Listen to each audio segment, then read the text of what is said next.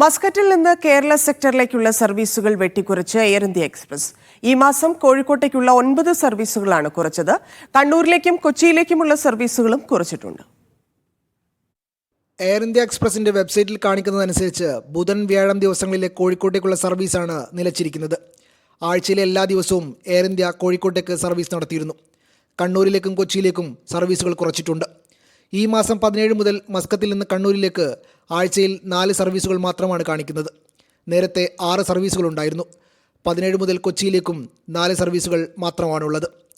കോഴിക്കോട്, കൊച്ചി എന്നിവിടങ്ങളിലേക്ക് Oman air, സലാം air, IndiGo എന്നിവ service നടത്തുന്നതിനാൽ air India express സർവീസുകൾ കുറക്കുന്നത് യാത്രക്കാരെ വല്ലാതെ ബാധിക്കില്ല. എന്നാൽ കണ്ണൂർ സർവീസുകൾ കുറക്കുന്നത് മസ്കത്തിൽ നിന്ന് ഈ സെക്ടറിലേക്ക് യാത്ര ചെയ്യുന്നവർക്ക് തിരിച്ചടിയാകും.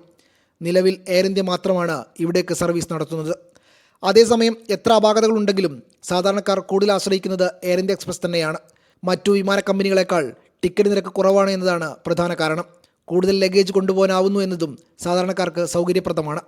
Media 1, Muscat.